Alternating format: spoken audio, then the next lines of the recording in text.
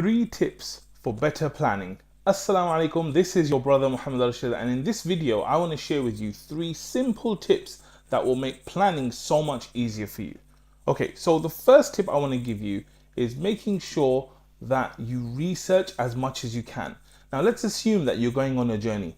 What you want to do is you want to know everything about that journey. You want to know where you want to go. You want to know how you're going to get there. You want to know the different options, the different times, the different costings.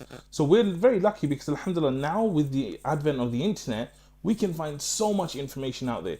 Not only from the places we want to go, like hotels and stuff, but actual user experiences, right? And so what you need to know is that whether you're planning to build a house or you're planning to take a journey, the more information you have before you do anything, the better your planning will be. So just gather that all up, create a simple document, a Word document or a Google Doc or whatever you use, even on your phone, and just note everything possible that you need to know about that. That's the first tip. The second tip I would say is make sure that you overestimate everything. Overestimate everything.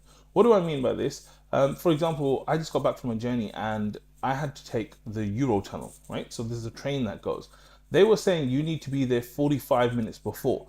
So in my head, I said, right, if they're saying you're going to be there 45 minutes before, I will make sure that I plan to get there at least 1 hour before, right? And then when I'm thinking about, all the kind of deadlines in the journey, I'm trying to overestimate everything. If it's saying, oh, it's going to take 20 minutes, I'm saying, okay, assume that it takes 30 minutes. If they're saying it's going to cost £40, I'm like, okay, let's imagine that it's going to cost £50. So you want to leave in a bit of a buffer, because if you do things the other way around, where you keep it to a minimum, when problems come up, you're gonna really suffer. So for example, let's say that the airport allows you to get there 2 hours before, right? Me personally, if it says like an international flight, I would try and get there more than 3 hours before. Now, imagine you kind of cut it really finely, you're on your way there, and then suddenly you realize your passport's gone, right? Like you don't have your passport with you, or there's a big accident. Like it could put your whole flight in jeopardy, your whole trip on jeopardy, because you kept it so tight. And this is one of the big mistakes that people make, that when it comes down to it, they actually underestimate things. So you want to go the other way, you want to overestimate everything. Whatever it's asking you, costs, time, everything, just expand it and pretend that you add on a buffer of, I don't know, like 15-20% depending upon what it is. So that's the second tip.